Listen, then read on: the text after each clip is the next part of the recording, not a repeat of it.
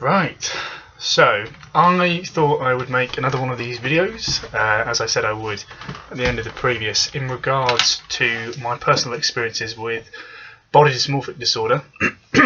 And I have tried to make notes and so forth to plan out what I'm going to say or how I'm going to approach this, but in reality I don't think it's a good idea to be particularly over-focused on a plan in terms of rather just speaking my mind. I've got a few prompt notes in front of me which I may continuously look down at to try and remind me to stay on track, but I thought what I'd do is I would define what body dysmorphia is for those who don't know. And I'm aware in my last video I spoke far too fast, so in relation to that I think I'll start by saying that body dysmorphic disorder, or BDD, is an anxiety disorder that affects men and women both equally. It is highly linked to social phobia and depression. Those who experience these two disorders comorbidly, so at the same time, are more likely, as far as I understand the facts and figures, to develop BDD. It is disabling on daily functioning to a level that isn't really comparable to a general dislike of your appearance, and that is what the disorder focuses on. It is a chronic, and well, it becomes chronic if left untreated, so it will get worse. And when I say that, I'm trying to be very careful that I don't say anything that might be unhelpful to somebody watching this video with body dysmorphia. I don't want to sort of scare anybody by saying things like chronic and gets worse, but from my personal experience, if it is left untreated, it can become more disabling, because ignoring the problem, I think, is the primary issue. And it can have, as I said, a significant impact on daily functioning. It's different from a normal preoccupation with appearance, like everybody does. Everyone has their bad days. It is the extent that there is a serious, continuous and continuing sort of onslaught of anxiety and fear about how you look and how you are utterly convinced other people perceive you. And that can be very difficult for people to understand, because, as I said, everyone knows how it feels to be dissatisfied with the way you look or an aspect of how you look, but this is different, and I think that is the most essential thing to establish, is that it is not just people over-exaggerating for the sake of attention, and it is absolutely not vanity. It is the opposite, in the sense that people do not believe themselves to be in any way good looking or acceptable. There may be aspects that the people aren't entirely dissatisfied with, but the majority of, again, I can only speak from my experience, the majority of feeling is that there is something defective, and that this is a significant and obvious flaw that other people, or flaws that other people perceive and are judging you on. Now, BDD has been classified, I think, within the last year on the obsessive compulsive spectrum, which has been sort of expanded to incorporate various illnesses that involve a very similar sort of dynamic in terms of obsessive thinking and compulsive behaviours. Now, this is very similar to, you hear about the stereotypes of OCD, cleaners, OCD obsessive, people who are obsessively sanitising themselves or their environment because they, will obsess about the worries, and they will therefore compulsively try to alleviate the symptoms through behaviours such as cleaning. And this is very similar to body dysmorphia in the sense that people obsessively worry about how they appear, so then they compulsively behave in ways that they hope will alleviate these symptoms of distress, such as checking mirrors, such as asking for reassurance, comparing themselves to others, and these often become cyclical. One thing goes to the next. You will see somebody perhaps in the street which triggers you. Maybe, for example, I was very concerned about my ears when I was growing up. I'll come back to that in more detail later, but effectively I would see somebody whose ears I wanted, or that I felt were better than mine in some way that I envied, typically. And from this feeling I would then go to a mirror, it would feel like an overwhelming urge, like I can't really compare it to much more than, for example, when you desperately need to go to the toilet and you think, I can hold this, and then you just can't. You literally cannot restrain yourself from sort of giving into this compulsion. So you have to go. It builds up like a tension, anxiety effectively, and then you go and you check, and often this makes it worse because you see exactly what you don't want to see. You're convinced there's a problem, and then I think then the way that brings it into reality, you look for an issue based on this person or people that you think are better in some way. So then you look for your own flaw. Following that, you'll seek reassurance, and the critical thing here is that reassurance almost never works, in the sense that no matter what somebody says, you have these beliefs, and that is where the psychological aspect of body dysmorphia, the actual illness itself, really lies, in the sense that it is psychological in nature and typically not physical. When I was younger, I was bullied quite severely for my ears. I had them surgically pinned back, and that is another thing we'll come to later, is surgery. But I had them pinned back when I was 17, and I assumed it would make all the difference, as many people with BDD do. However, it was the underlying psychological problem that was the issue. It wasn't the physical aspect.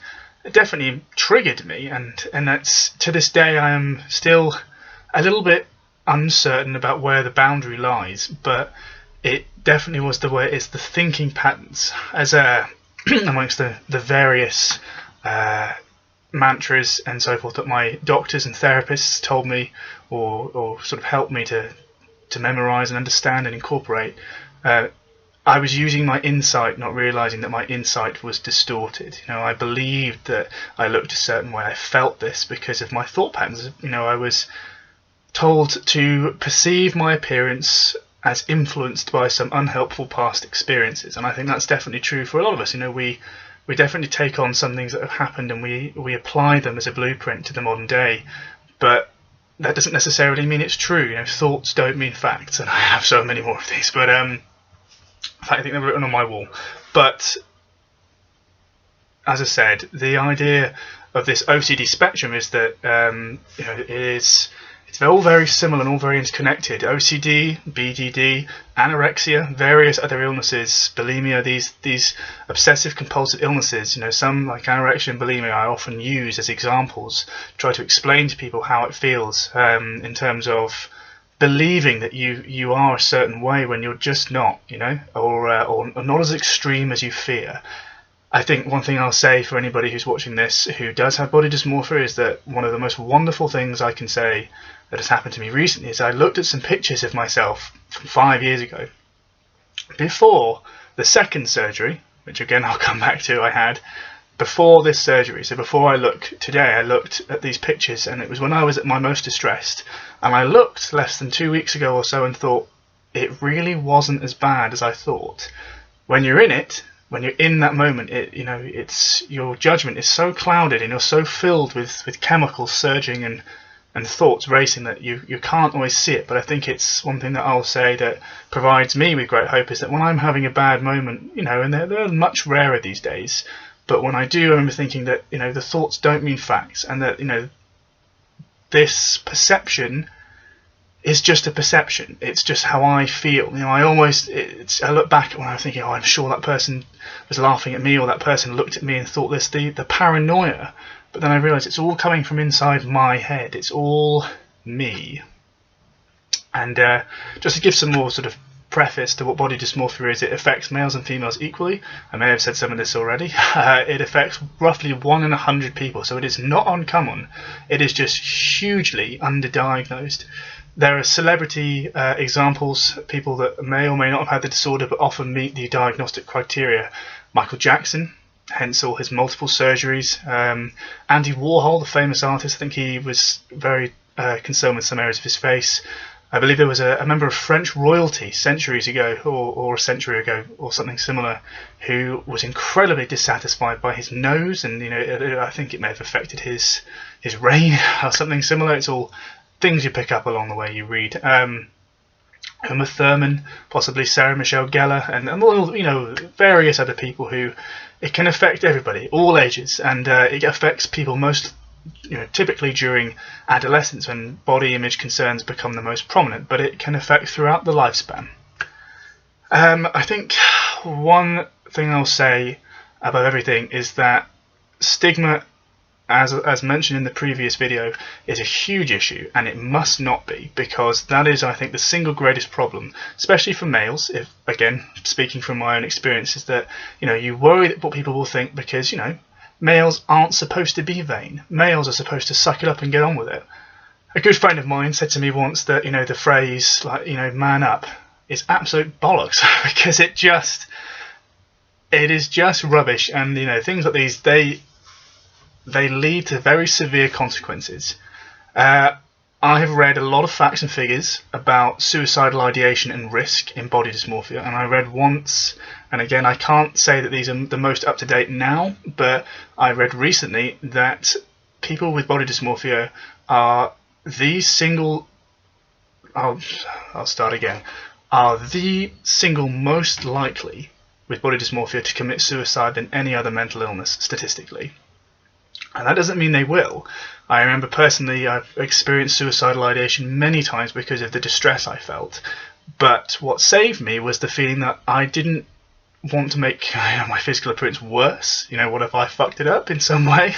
But more so, I was so desperate to live, and I think that's what keeps many people with body dysmorphia going, is that we want to live like normal people so much that that's what causes the distress. And I think that's very important to keep hold of, is that, you know, that hope, and I'm living proof that it does get better, and it will if you seek help in some way. That said, ignore the stigma as much as you can. It's so easily said, but doctors, GPs, maybe you've had a bad experience, but go again. You know, go to speak to that GP. Try a different therapist. NHS, private. You know, you can apply for funding. Keep going. Waiting lists can go on for a very long time. But again, I waited for a year approximately. I live in Salisbury, in Wiltshire, and I waited for about a year for a place at the University of Bath, an anxiety specialist unit. But it was worth it. You know, one of my closest friends said to me once, we often feel better when we do something, but we often don't do something because we want to get better. We feel that we must have to wait to enjoy things. But I find that, you know, she called it sort of tidying the sock drawer, doing stuff to keep yourself busy and keep your mind off things, whether it's, you know, simple tasks, volunteering. I did a lot of volunteer work in Salisbury, various charities and places that, you know, that kept me occupied while I was waiting for my treatment. And there is no rush. People always worry about, you know, going to university or getting a job or doing this or getting into relationships or anything along those lines, which are perfectly rational and normal things to think. But I mean, I'm a second year at the minute at the University of Birmingham, and I'm 24. It doesn't matter. The only thing that matters is your health, and that has to be the priority. And with body dysmorphia, we want desperately for these things to go away immediately. You know, we want instant gratification, but they take time because often these things have built up over time. But it is worth it when you face it and you know that you've overcome it piece by piece. You know, I think it's fantastic to think to yourself, you can learn to live with certain things to a level that are so much easier. You know, I still get wobbles or blips as I call them, but my functioning is 90% plus better than it was before. I can enjoy almost new things every day. Just today I was supposed to be doing some work for the university, and they said to me, you know, you'll have to wear a hairnet. And that was terrifying to me because I always, when I was younger, used to use my hair to cover my ears. So even today I feel very anxious about things being on my head. It just doesn't make me comfortable. And I remember speaking to this member of staff and saying, you know, this might be a bit of a problem. And I was expecting sort of, you know, oh, that's so weird. But she seemed very understanding because it's just the way it is. You know, like if somebody were to give me